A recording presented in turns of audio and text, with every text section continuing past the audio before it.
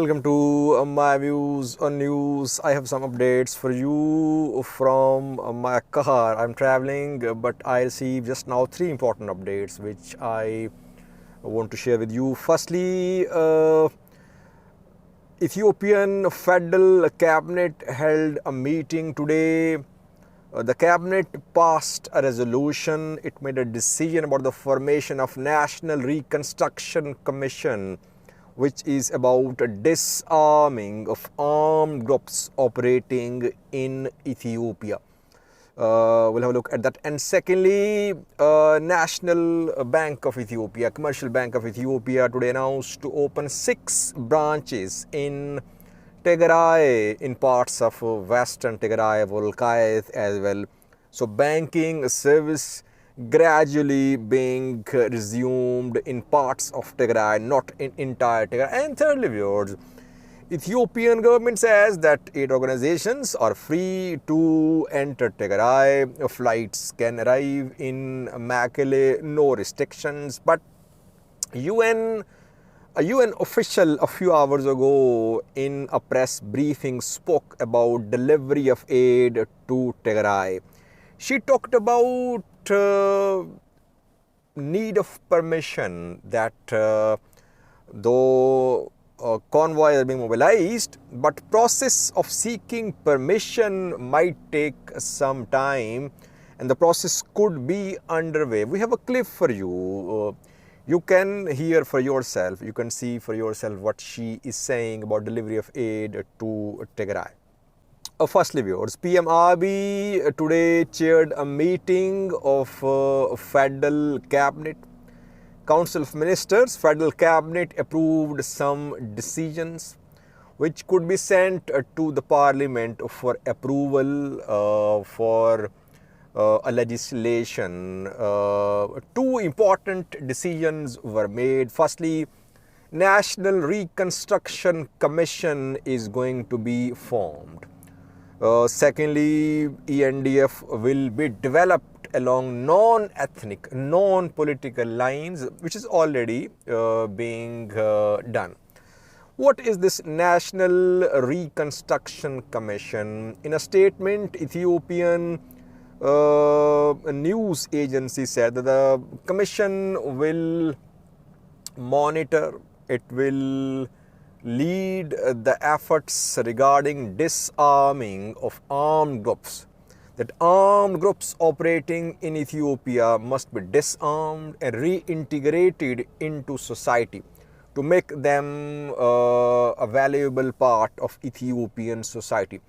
Now, question is this commission going to be formed for Tigray conflict only, or will it apply to other conflicts too? Tigray fighters, TPLF combatants are going to surrender according to the agreement signed a few days ago in Pretoria, South Africa. What about other armed factions? Dozens of others, not dozens, you can say several other operating in Ethiopia. Oromo Liberation Army, Gumuz fighters, Gambela Liberation Front, Sidama, and several others too. Will this commission ensure the disarming and reintegration of armed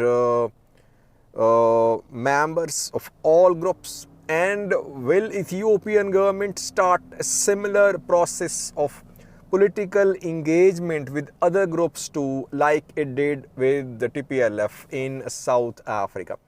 I think first step is very important now when talks are underway in Nairobi, Kenya, and I think after a few minutes maybe we're going to see an announcement from Nairobi, Kenya, where Getachew was seen, Ridwan seen to, Uhuru Kenyatta was seen to just a few minutes ago. The Dase Varade and Baranjula were not seen. They are going to issue a statement about disarming of TPLF combatants, about surrendering of heavy weapons. So if things are agreed in Nairobi, Kenya, about disarming of TPLF combatants in Tigray, it could lead to a positive impact on other armed conflicts ongoing in Ethiopia. But so far, government has not shown any signs of direct political engagement with major group in Ethiopia after TPLF, and that is Oromo Liberation Army. 2 days ago, Jawar Ahmed urged government to sit at the table with those who are armed in Oromia, but no signs of any dialogue so far. I think this draft of National Reconstruction Commission is going to be sent to Ethiopian Parliament, which will approve it. Like National Dialogue Commission was formed, though the commission was rejected by major political parties like OFC, OLF, TPLF, OLA, and several others too. Secondly, viewers, banking service is going to resume in Tigray, but not in Mekelle. 6 branches are going to be restarted. 6 branches of Ethiopian Commercial Bank are being restarted. It was announced today by Commercial Bank of Ethiopia. One branch is in Humera, another one is in Ediramats, and some in those areas which are under the control of Ethiopian National Defense Force and perhaps Eritrean military too. Reportedly, banking service in Shire is also going to be resumed. I wouldn't be surprised if I know that Koram Elamata will have banking service too. What about Mekelle? What about Atagarat? What about Aksom and Adwa? So I think what is needed is that those areas which are under the control of, which are not under the control of Ethiopian National Defense Force, those should be given priority as well, because we are seeing stability in the areas under ENDF control. But what about those areas which are under the control of Tigray government, which is dysfunctional, because government is going to go in a few days maybe, then interim setup will be put in place, and still 8 organizations have not been able to reach Tigray from outside in recent days. More than 10 days ago, a ceasefire agreement was announced. So it's a positive development that banking service is going to be resumed, but mainly in Western Tigray, in Volkayet, because Humera is in Volkayet, Humera is in Western Tigray, Ediramats as well, Edigoshu too. Tigray officials are accusing Eritrean army, that Eritrean army is still committing atrocities against civilians, lootings and other killings. Kidnappings are underway in parts of Tigray where there is presence of Eritrean defense force. Tigray regional government wants withdrawal of Eritrean military from Tigray, but so far no withdrawal seen on the ground. I think everything is dependent on what is going to be announced in Nairobi, Kenya today about disarmament of TPLF combatant. In coming up, I will try to update you about disarmament talks concluding today. Yes, I think the talks have concluded. Joint statement going to be released in coming hours. Lastly, viewers, UN spokesperson a few hours ago spoke about delivery of aid to Tigray. Question was asked that why is that 10 days have passed and so far no delivery of aid to Tigray.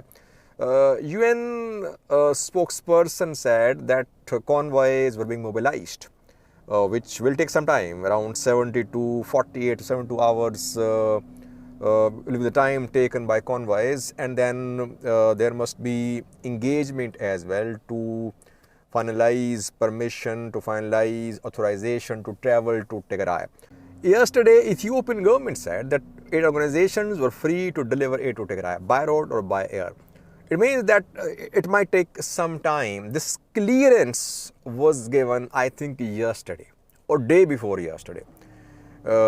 Before yesterday, Ethiopian government did not say that aid organizations were free to deliver it to Tigray.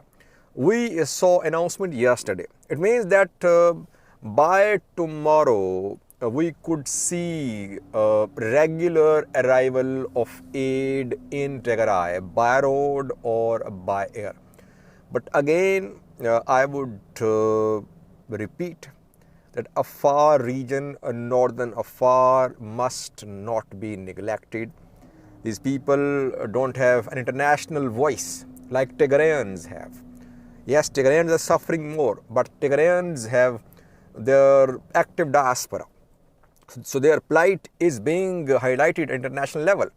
But Afars don't have international presence, so their issues are not as highlighted as those of Tigrayans. That is why government should not ignore what is happening in northern Afar, where there is humanitarian crisis. So I can tell you that the UN, as well as our humanitarian partners, we continue discussions with the relevant sides on access to make sure that access resume the movement of aid and personal convoys to Tigray. In parallel to that, our humanitarian partners are mobilized, they're mobilized to prepare food, nutrition, health, water treatment supplies, and other assistance to be dispatched very quickly. They say within 48 to 72 hours after receiving approval to go ahead. And yeah, that's it. Yeah, so it's ongoing, and we hope that this will move quickly.